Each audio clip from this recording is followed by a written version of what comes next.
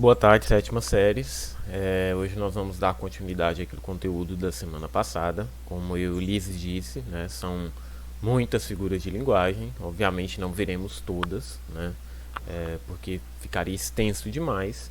Então nós estamos aqui colocando, apresentando a vocês as mais importantes, as mais utilizadas e as que vocês verão nos processos seletivos, Enem, vestibulares, etc. Inclusive hoje eu irei lhes mostrar algumas questões encontradas nas provas do Enem, tá? Mas vamos lá, hoje nós vamos ver mais algumas figuras de linguagem. Na aula passada nós vimos, não me recordo se foram 8 ou se foram 10, mas hoje nós veremos uma quantidade menor, para que fique mais fácil a compreensão de vocês. Veremos apenas 6 figuras de linguagem. Antes de vermos essas 6 figuras de linguagem, vale muito ressaltar, mais uma vez, porque eu sei que de uma semana para outra você acaba, esquecendo, o conceito de figura de linguagem, o que é, não se esqueça, tá? Rapidinho, as figuras de linguagem, como eu disse na semana passada, são recursos de estilo importantes no texto escrito e também na oralidade. Como você já pode notar, nas figuras que vimos semana passada, peça para catacrese mesmo, braço do sofá, manga da camisa, você vai perceber que nós utilizamos muito as figuras de linguagem sem ao menos percebermos.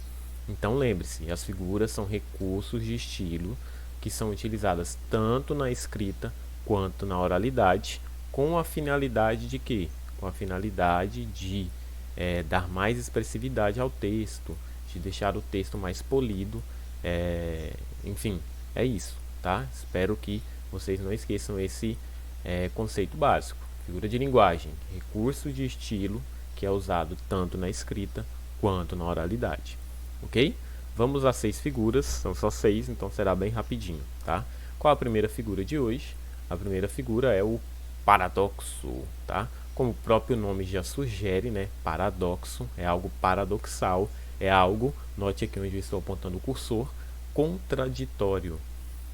O que diz aqui? Olha só, ele diz que o paradoxo é uma proposição, ou seja, uma ideia aparentemente absurda, resultante da reunião de ideias contraditórias. Perdoe o acento no ideias aqui, eu havia tirado, mas não salvei. Enfim, então o paradoxo ele é o quê?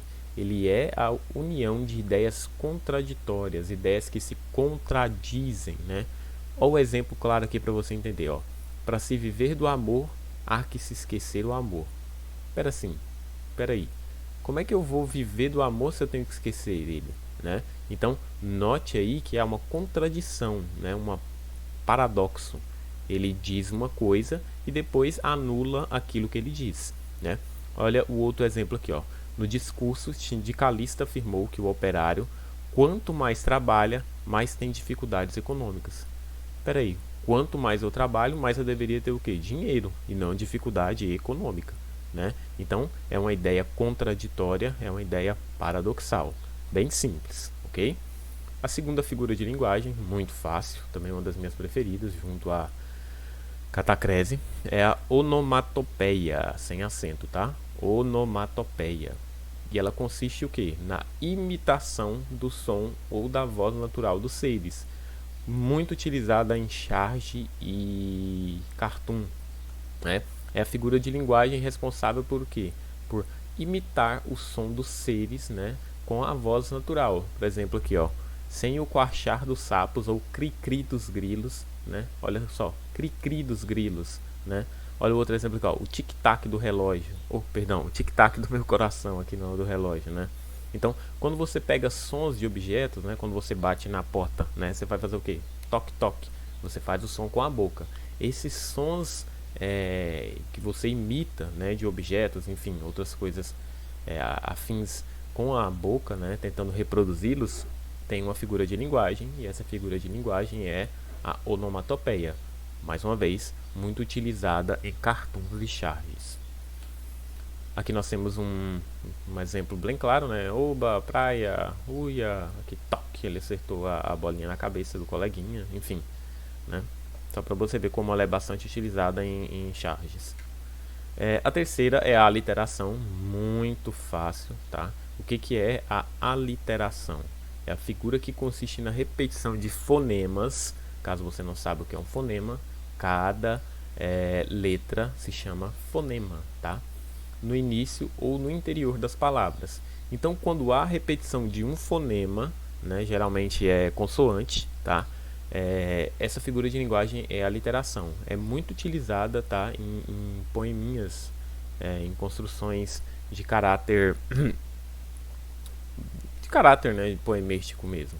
Então, olha só, o rato roeu a roupa do rei de Roma, né? Você tem uma repetição constante no mesmo verso, né, do fonema R. Rato roeu roupa, rei Roma, né? Olha mais um exemplo aqui, né, do Chico Buarque. Pedro, pedreiro, penseiro, esperando o trem, manhã parece careca, enfim, né, você tem a repetição aqui do fonema P. Então, quando houver a repetição de um fonema em um verso ou em uma estrofe, né, você vai perceber que essa figura de linguagem se chama aliteração. Aqui só um exemplo, né? Se você quiser, pause e leia. O que nos leva à nossa quarta figura de linguagem, que é muito usada de forma bastante errônea, tá? Que é o pleonasmo. O que é o pleonasmo? Ele é a repetição de um termo ou reforço de seu significado.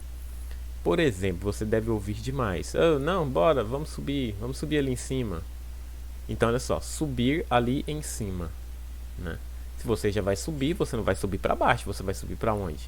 Para cima, né? Então não há necessidade, tá, de dizer subir para cima, descer para baixo, sair para fora, entrar para dentro, né? São repetições, um reforço de uma expressão que já está ali contida nela mesma, né? Olha um exemplo claro aqui, ó. Choramos um choro. Choramos um choro. Se você já chorou, né? Então não precisa dizer que foi um choro. Se chora, um choro. Enfim, tem vários outros exemplos aí para você se divertir, mas os mais comuns são esses: entrar para dentro, sair para fora, enfim, subir para cima, descer para baixo. E é muito comum, você vai perceber, inclusive as pessoas mais velhas utilizando bastante o pleonasmo. E agora, quando você ver isso, lógico, você não vai corrigir a pessoa, né, educação sempre, mas você já vai sacar e vai colocar um sorriso irônico no canto da boca, sabendo que essa pessoa está utilizando a figura de linguagem pleonasmo. Aqui tem um exemplo. Enfermeira, eu estou com uma dor que dói muito. Dor que dói muito, né? Então já está mais que claro. O que nos leva à penúltima, que é a gradação, como o próprio nome diz, né? Autoexplicativo. Gradação, algo gradativo, né? Que começa com uma intensidade e vai subindo até chegar ao ápice, ou conhecido também como clímax, gradativo, né? Ó, só você ler a figura você já compreende. Ó, gradação é algo que gradativo, que começa com uma intensidade e vai até chegar lá no ápice, né? Por exemplo, olha aqui, ó, o trigo nasceu, né? Cresceu e espigou. O que aconteceu aqui? Uma gradação, ó, períodos diferentes, ó. Nasceu, cresceu, espigou, amadureceu e colheu-se, né? Então você tem o trigo passando por um processo de intensificação, né? Começou, foi crescendo, até chegar à colheita. Essa é a figura de linguagem, gradação. Olha outro exemplo aqui, ó. Ele chorou, berrou, esperneou, né? Então as fases da birra dessa criança aqui, né, passou por um processo também de gradação, de intensificação, ok? Não é complicada essa figura também, bem simples. O que nos leva à última figura de linguagem, que é a apóstrofe, né? Bem simples também, é muito utilizada, tá? Em poeminhas também. E o que é a apóstrofe? Ela consiste no chamamento ou na interpelação a uma pessoa ou a uma coisa que pode ser real ou imaginária, tá? Não precisa ser só pessoas, enfim, reais. Pode estar presente ou ausente, usada para dar ênfase. Aqui está a sacada da apóstrofe, olha só. O que é a apóstrofe? É a figura de linguagem responsável por dar ênfase, tá? Esquece isso aqui e lembre-se. Apóstrofe é a figura de linguagem responsável pela ênfase, tá? Ela é um tipo de vocativo, né? Por exemplo, ó mar salgado. Olha o acento no ó aqui, né? Porque ele tá fazendo o quê? Ele tá, né, meio que cultuando o mar. Ó mar salgado, desculpa, né?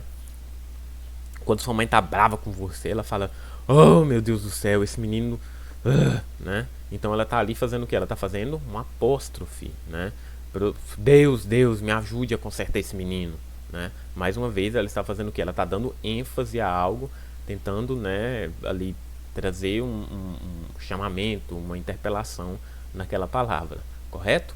Então, bem simples, apóstrofe é a figura de linguagem da ênfase, ok? São só essas 6, espero que tenha ficado muito claro para você. Lembrando que qualquer dúvida eu estou sempre à sua disposição. Temos atividades e hoje eu fui bem tranquilo, tá? São só 6 atividades, 6 exercícios, aliás, bem curtos, não tem aquela história. Enfim, né? Tá bem tranquilo hoje. Então é isso, até a próxima aula, um abraço e até mais.